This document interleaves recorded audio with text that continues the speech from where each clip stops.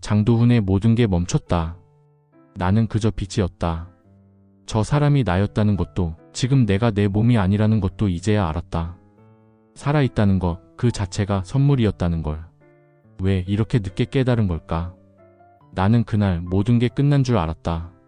그런데 정말 끝이었을까? 모든 게 끝난 줄 알았던 그 순간 모든 것이 시작이었다. 이 이야기의 끝은 아주 현실적인 이야기에서부터 시작된다. 이 이야기의 주인공인 장도훈은 57세 평범한 가장이다. 고등학교 졸업 후 작은 전자부품 회사에 취직해 30년 가까이 성실하게 일했다. 누구보다 일찍 출근했고 누구보다 늦게 퇴근했다. 회사가 어려워질 때마다 회사를 지켜야 한다고 믿었다. 하지만 회사는 그를 지켜주지 않았다. 회사의 경영 악화로 부득이하게 인원 조정을 하게 되었다. 결국 그는 정리해고되었다. 퇴직금은 대출 상환으로 거의 사라졌고 남은 돈으로 족발집을 열었다. 하지만 기대와 달리 손님은 많지 않았다. 배달앱도 깔고 이벤트도 했지만 수익은 바닥을 쳤다. 그리고 코로나가 터졌다. 거리두기, 영업 제한, 운영은커녕 월세 내기도 버거웠다. 결국 2년을 채우지 못하고 폐업했다. 도훈은 폐업 신고서를 들고 나오며 생각했다. 내가 이 나이에 다시 뭘 할 수 있을까? 2년 동안 제대로 벌지도 못하고 은행에서 대출로 메꿨으니 또 다시 대출의 늪에 빠져버렸다. 속타는 이런 마음을 아내와 터놓고 이야기도 못했다. 항상 아내는 그와의 관계가 무덤덤했다. 당신도 힘들겠지만 나도 일하면서 애들 챙기는 거 힘들어. 알아서 해. 그의 아내는 항상 이런 태도를 보여왔다. 족발집을 시작할 때도 아내는 남의 일처럼 바라보았었다. 그러기에 도훈은 고민거리가 있어도 내어놓고 말하지 못했다. 딸은 직장 생활에 바빴고 아들은 대학 등록금을 마련한다며 아르바이트를 시작했다. 그 누구도 도훈에게 아빠 괜찮아요? 라고 묻지 않았다. 도훈도 현재 내가 힘들어라고 굳이 말하지 않았다. 시골에 계신 노무는 아들의 사정을 모른 채 전화를 걸어왔다. 단지 전화로 듣게 되는 아들의 목소리에서 느껴지는 느낌만으로 어머니는 걱정스럽게 말씀하신다. 역시 오랜 연륜이 쌓인 어머니의 촉은 대단했다. 도훈아, 너 힘들면 내려와서 살아라. 서울에서 힘들게 버티지 말고.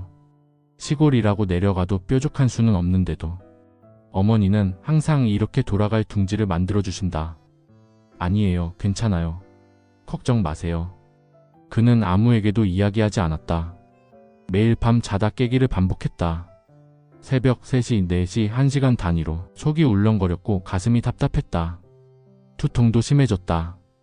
한 번은 길을 걷다 갑자기 숨이 막혔다. 이러다 죽는 거 아닐까? 그제야 병원에 갔다. 위궤양이 심하고 심장 쪽도 검사해봐야 합니다. 스트레스 많이 받으셨죠? 예, 조금요. 도훈은 우선 약만 타서 나왔다. 며칠 후 비톡촉 전화가 왔다. 장도훈 씨 맞으시죠? 연체 금액이 3개월째인데. 그는 핸드폰을 던져버리고 오래된 소파에 털썩 주저앉았다. 온 몸에서 힘이 빠져서 껍데기만 남는 것 같았다. 그렇게 한동안 무력감에 빠져 있던 도훈은 집에 돌아와서도 그저 앉아 있을 뿐이었다. 일어나지 않으면 아무것도 해결되지 않는데 그는 이렇게만 있을 수는 없다는 생각에 몸을 일으켰으나 몸이 말을 듣지 않았다. 두통과 속쓰림, 가슴이 답답했다. 그가 몸이 아니라 정신적으로 지쳐 있다는 것을 그 스스로 그렇게 생각했다. 이렇게 계속 살 수는 없어. 하지만 그는 누구에게도 자신의 마음을 열지 않았다. 가장 가까운 아내에게조차 말할 수 없었다. 아내와는 서로 감정 교류를 한 지 오래되었고 도훈의 어려움 따위는 그냥 묵묵히 해결하라는 말로 넘길 것이 뻔한 걸 알기 때문이다. 밤새도록 속이 아파 눈을 감지 못했다. 아침이 밝자 그는 병원을 가기 위해 일어났지만 발걸음이 무겁기만 했다. 위장도 심장도 상태가 좋지 않았다. 의사는 그에게 치료를 권했지만 도훈은 미루기로 했다. 그는 자신의 몸보다 우선 해결해야 할 문제에 집중하기로 했다. 어느 날 도훈은 동네 마트에서 일하는 후배인 지민을 만났다. 지민은 쪽발집 문을 닫은 후 가끔 연락을 주며 격려해주던 후배였다. 그날 지민에게 이렇게 말했다. 혹시 작은 일이라도 하나 추천해줄 수 있을까? 지민은 잠시 생각하다가 말했다. 근처 건설 현장에서 일용직 구한다고 하던데 괜찮으시겠어요? 도훈은 잠시 고민하다가 고개를 끄덕였다. 그날 밤 그는 혼자 술을 한잔하며 자신에게 말하고 있었다. 다시 시작하는 거야. 다른 사람에게 기대지 않고 내 힘으로. 그러나 새롭게 시작한 일도 만만치 않았다. 몸을 쓸 수 있는 것에 감사함을 느꼈지만 몸은 고단했다. 그렇게 하루하루 현장에서 일은 힘들었지만 조금씩 자신감을 되찾아갔다. 그러나 그에겐 해결해야 할 문제들이 남아 있었다. 대출 치료비, 그리고 무엇보다 아내와의 냉랭한 관계. 이제 그는 스스로 살아가야 할 이유를 찾은 듯 했다. 건설 현장에서의 일은 예상보다 훨씬 거칠었다. 아침 6시에 출근해서 저녁까지 허리를 굽히고 무거운 자재를 나르는 일이었다. 처음 며칠 동안은 뼈가 부서질 것 같았다. 온몸이 쑤시고 저녁이면 몸살 기운이 몰려왔다. 그럼에도 불구하고 도훈은 점점 마음이 편해지는 걸 느꼈다. 이곳에서는 누구도 그의 실패를 묻지 않았다. 누구도 그에게 가장으로서의 책임을 강요하지 않았다. 그저 일당을 받기 위해 땀 흘릴 뿐이었다. 처음으로 도훈은 가장이 아니라 나 자신으로 존재할 수 있었다. 그날 작업을 마치고 동료들과 컵라면을 먹으며 그는 허탈한 듯 웃었다. 이렇게 단순한 일인데 이상하게 마음이 편하네. 옆에서 담배를 피우던 동료가 피식 웃으며 말했다. 마음이 편해지는 게 정상이에요. 형님도 여기선 그냥 한 명의 노동자일 뿐이니까. 그 말이 이상하게 도훈의 마음에 박혔다. 일용직을 시작한 지 한 달이 지났을 때 도훈은 은행에서 최후 통보를 받았다. 연체금이 쌓이면 법적 조치 들어갑니다. 은행과의 통화 후에 그는 마지막 고민을 했다. 이 지경이 되면 나는 파산 신청을 해야 하는 것인가? 파산이라니. 가장으로서 그는 끝까지 버텨야 한다고 생각했는데 이제는 선택지가 거의 없는 상태였다. 퇴근길에 그는 편의점 앞 파라솔에 홀로 앉아 안주도 없이 소주를 마셨다. 소리도 없이 때마침 내리는 빗줄기가 도훈의 마음속까지 쓸어내리고 있었다. 열심히 살아온 지난 날들이 주마등처럼 스쳐 지나갔다. 그 순간 그는 30년 전 자신이 각 결혼했을 때의 일을 떠올렸다. 도훈 씨, 우리는 같이 살면서 힘든 일도 함께 이겨내기로 해요. 그때 아내의 말이 떠오르면서 그는 아내와 대화하기로 결심을 했다. 그날 밤 도훈은 오랜만에 아내에게 진지하고 침착하게 말을 걸었다. 우리 파산을 해야 할지도 몰라. 아내는 별 반응 없이 저녁 설거지를 하고 있었다. 그러다 수세미를 조용히 내려놓고 도훈의 표정을 바라보며 말했다. 당신이 그렇게까지 될 줄 몰랐어. 도훈은 쓴 웃음을 지었다. 그럼 내가 힘들어하는 거 몰랐다는 거야? 그러자 아내는 조용히 입을 열었다. 나도 힘들었어.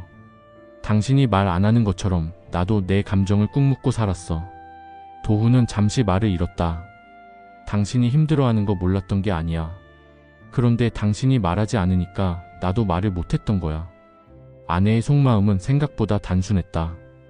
도훈이 무덤덤한 아내라고 생각했던 건 어쩌면 그의 무덤덤함이 아내를 그렇게 만들었을 수도 있었겠구나 싶었다. 아내는 조용히 덧붙여 말했다. 이혼하자는 말 사실 100번쯤 생각했어. 그런데 그러면 뭐가 달라질까 싶었어. 그냥 그렇게 같이 늙어가는 거지. 도훈은 그제야 아내가 왜 무덤덤하게 살아왔는지 알 것 같았다. 나도 힘들었어. 아내의 그 말이 도훈에게 이상하게 위로가 됐다. 그날 이후 도훈과 아내는 조금씩 대화를 하기 시작했다. 그렇다고 많은 말을 하지는 않았다. 그저 가끔씩 오늘 하루 어땠어? 라며 묻는 정도의 변화가 있었다. 파산 신청은 결국 하지 않았다. 도훈은 빚을 최대한 줄여 나가는 방향을 택했고 아내도 작게나마 일을 시작해서 돕기로 했다. 어쩌면 그들은 여전히 가난하고 여전히 무거운 짐을 지고 있었다. 하지만 그 무게를 이제는 혼자 짊어지는 것이 아니라 함께 버텨가는 것이었다. 도훈은 일터로 가는 길에 문득 이런 생각을 했다. 그래, 인생이란 게 꼭 성공해야 하는 건 아니지. 이렇게라도 살아가는 게 중요하지. 그렇게 도훈은 다시 하루를 시작했다. 새벽 공기를 깊이 들이마셨다. 어제보다 몸이 가벼웠다. 아내와의 대화 이후 마음이 한결 편해지자 신기하게도 건강도 조금씩 회복되는 것 같았다. 예전에는 온몸이 무겁고 피곤해서 아침에 일어나기가 힘들었지만 이제는 그렇게까지 괴롭지는 않았다. 아마도 건강이 나빠진 것이 혼자만 말하지 않고 모든 것을 감내하려고 하는 도훈의 태도에서 시작된 병인 것처럼 아내와 편안해지면서 저절로 회복되고 있었다. 예전에는 소화도 안 되고 통증이 심했는데 어느 날부터 그런 증상도 사라진 것을 깨달았다. 그는 아내가 끓여놓은 따뜻한 미역국을 보며 작은 미소를 지었다. 당신이 끓인 거야? 아내는 대수롭지 않게 말했다. 몸 좀 챙기라고. 건강해야 일도 하지 않겠어? 투박한 말투였지만 도훈은 그 안에 담긴 의미를 느낄 수 있었다. 아내와의 관계가 한결 부드러워지니 용기도 생기는 것 같았다. 그날 오후 도훈은 그런 용기로 은행을 찾았다. 파산을 피하기 위해서라도 재협상이 필요했다. 도훈은 준비해간 자료를 꺼내며 조심스럽게 말을 꺼냈다.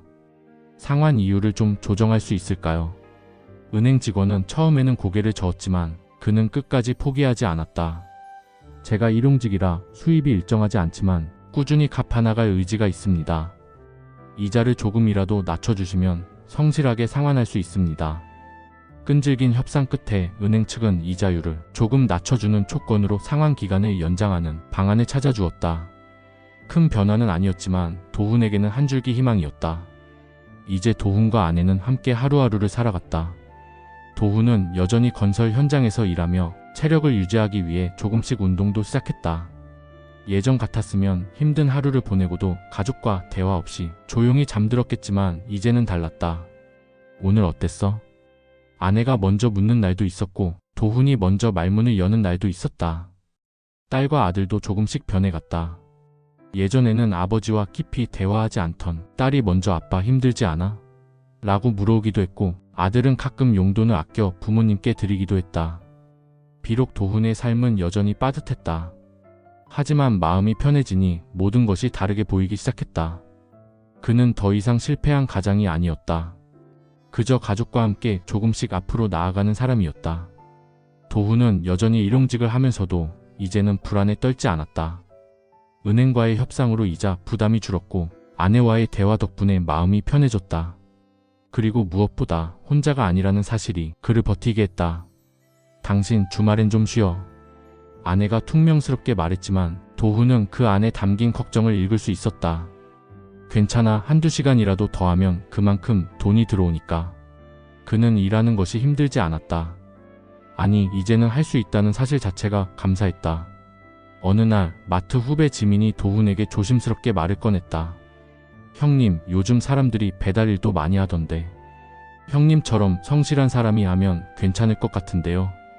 배달? 도훈은 처음엔 망설였다. 하지만 곧 현실적으로 따져봤다. 일용직보다 시간 조절이 자유롭다. 몸이 힘들긴 해도 육체적으로 덜 위험하다. 건설 현장보다 비 오는 날에도 일할 수 있다. 적은 돈이지만 당일 정산이 가능하다. 그는 천천히 고개를 끄덕였다. 도훈은 낮에는 건설 현장에서 일하고 저녁에는 배달을 했다. 조금 무리를 하는 것이라고 스스로 생각은 했지만 매일 조금씩 돈이 모인다는 사실이 그를 지탱해줬다. 무엇보다 배달을 하면서 사람들과 더 많이 마주치게 됐다. 가게 사장님들과 짧게 나누는 인사, 배달을 받고 감사 인사를 건네는 손님들, 카튼 라이더 일을 하는 젊은이들과의 소소한 대화. 이전에는 그저 생존을 위해 일했다면 이제는 사회 속에서 살아간다는 기분을 느끼고 있었다. 하루는 아내가 퇴근한 도훈에게 작은 봉투를 내밀었다. 이거 당신 용돈. 도훈은 깜짝 놀랐다. 이게 뭐야? 당신 요즘 너무 고생하니까. 나도 가게에서 일하면서 조금씩 모았어. 예전 같았으면 아니야, 필요 없어 하고 거절했을 것이다. 하지만 이제는 다르다. 고마워. 도훈은 짧게 말하며 봉투를 받아들었다. 그 순간 아내가 처음으로 자신을 바라보며 따뜻하게 웃고 있다는 걸 깨달았다. 예전에는 왜 이런 행복을 몰랐을까? 아내에게 미안하다는 생각이 밀려왔다. 도훈은 여전히 돈이 넉넉하지 않았다. 하지만 마음만은 가벼웠다. 무거운 짐을 아내와 나누고 있다는 든든함도 느끼게 되었고 아내와 함께 차 한 잔을 나눌 수 있는 여유가 생겼고 딸과도 가끔 카톡을 주고받았다. 아들은 아빠 나중에 졸업하면 아빠한테 용돈 줄게 라며 웃었다. 그 한마디가 도훈을 버티게 해줬다. 비 오는 날이라 배달콜이 한산했던 어느 날, 도훈은 편의점에서 컵라면을 샀다. 벤치에 앉아 그는 천천히 뚜껑을 벗겼다. 김이 모락모락 피어올랐다. 그래도 살아볼 만하다라며 혼잣말을 되뇌었다. 그는 젓가락을 들어 국물을 한 모금 마셨다. 뜨거운 국물이 속으로 들어오자 마음도 따뜻해지는 것 같았다. 온 몸의 세포가 따뜻한 국물로 나른해지는 기분이었다. 그 순간 바람이 한 차례 그의 몸을 스쳐 지나가고 모든 것이 멈췄다. 도훈은 그 사이 자신을 보고 있었다. 자신이 벤치에 앉아있는 모습을 내려다보고 있었다. 젓가락을 든 채 얼굴빛은 창백하게 그대로 굳어있는 모습을 보았다. 온통 세상이 하얀 빛으로 가득했다. 이게 뭐지? 도훈은 손을 흔들었지만 자신의 손이 보이지 않았다.